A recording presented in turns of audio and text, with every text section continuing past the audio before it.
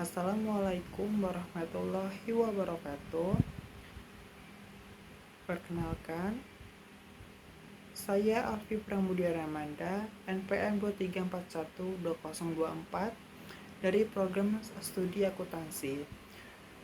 Dalam video pembelajaran ini, saya akan menjelaskan materi penting dalam sistem pengendalian manajemen, yaitu perilaku dalam organisasi. Materi ini membahas bagaimana perilaku manusia mengaruhi efektivitas sistem pengendalian, terutama dalam aspek motivasi, komunikasi, kepemimpinan, dan konflik organisasi. Yang pertama itu ada pengantar perilaku dalam organisasi. Perilaku organisasi atau organizational behavior adalah ilmu yang mempelajari cara individu dan berkelompok bertindak, berpikir, dan berinteraksi dalam organisasi.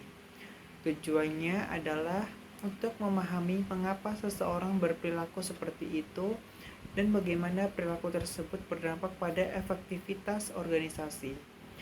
Dalam konteks sistem pengendalian manajemen atau SPM, perilaku organisasi sangat penting karena sistem pengendalian seperti target, insentif, dan evaluasi akan langsung memengaruhi perilaku manusia.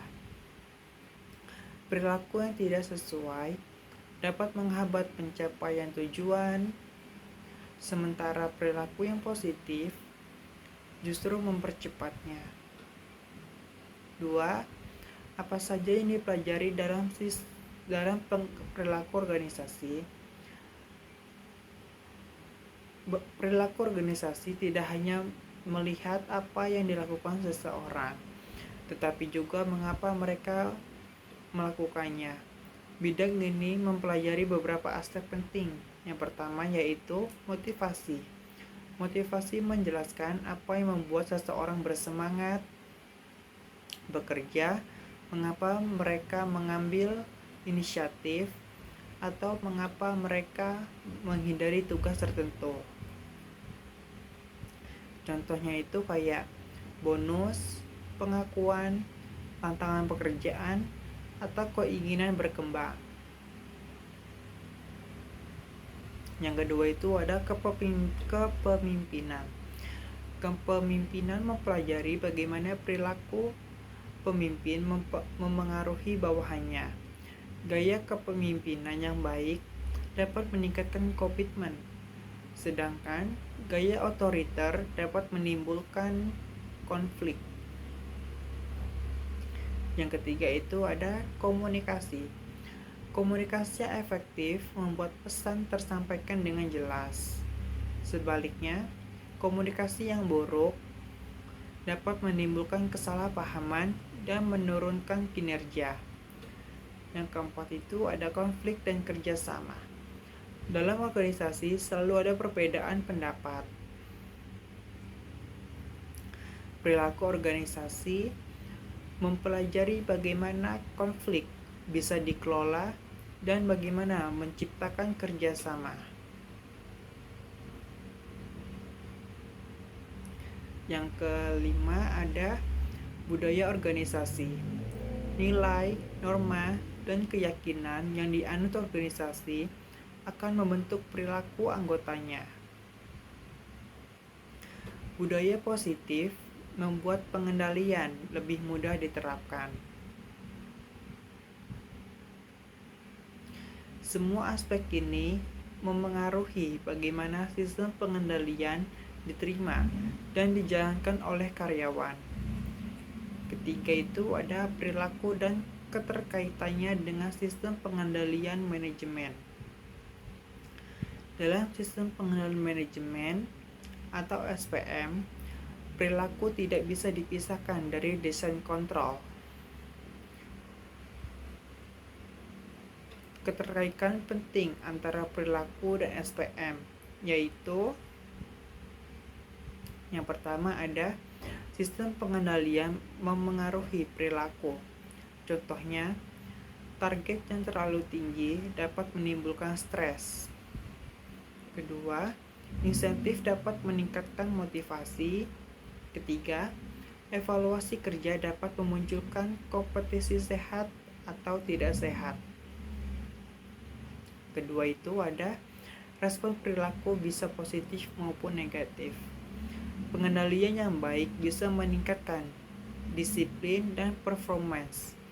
Namun, pengendalian yang salah justru bisa menghasilkan. Yang pertama itu ada manipulasi data, kedua konflik, dan ketiga budaya kerja yang tidak sehat.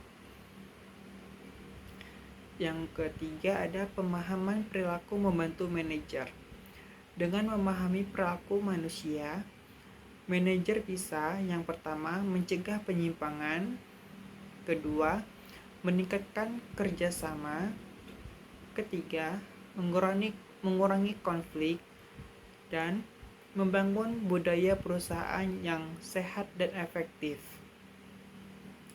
Dengan kata lain, sistem pengendalian tidak akan berjalan efektif tanpa memahami perilaku organisasi.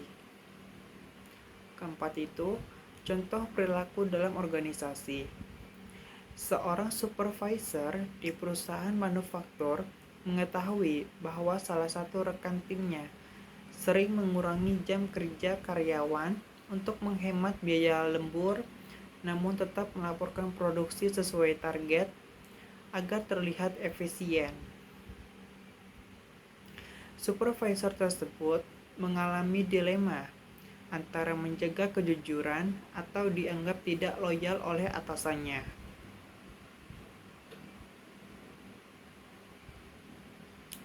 Mari kita analisis perilaku yang muncul.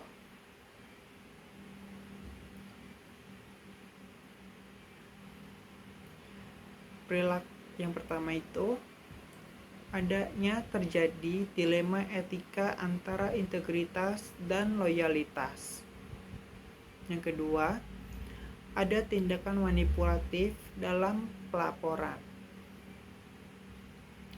Ketiga, tekanan sosial dan struktural membuat karyawan takut berkata jujur. Keempat, budaya organisasi tampak tidak mendukung transparansi. Apa dampaknya terhadap SPM? Yang pertama itu ada laporan kinerja menjadi tidak akurat. Kedua, data produksi dan jam kerja tidak sesuai kenyataan. Ketiga, keputusan manajemen bisa salah karena data bias. Keempat, moral karyawan turun karena perilaku tidak etis dianggap wajar. Solusinya pengendalian yang tepat yaitu yang pertama adanya pengendalian budaya atau cultural control. Menanamkan nilai integritas dan etika. Yang kedua itu ada sistem pelaporan internal atau whistleblowing, yaitu karyawan bisa melapor tanpa takut. Ketiga, mengadakan audit internal dan kontrol silang untuk mencegah manipulasi. Keempat, pelatihan etika dan kepemimpinan agar nilai integritas ditegakkan. Solusi ini bertujuan agar sistem pengendalian berjalan objektif dan mendorong perilaku yang sehat.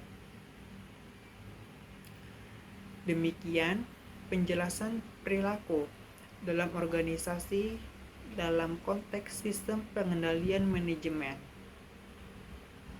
Materi ini mengajarkan bahwa keberhasilan pengendalian organisasi sangat dipengaruhi oleh perilaku manusia di dalamnya.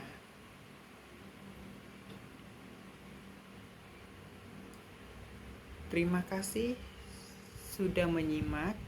Sampai jumpa di video pembelajaran selanjutnya.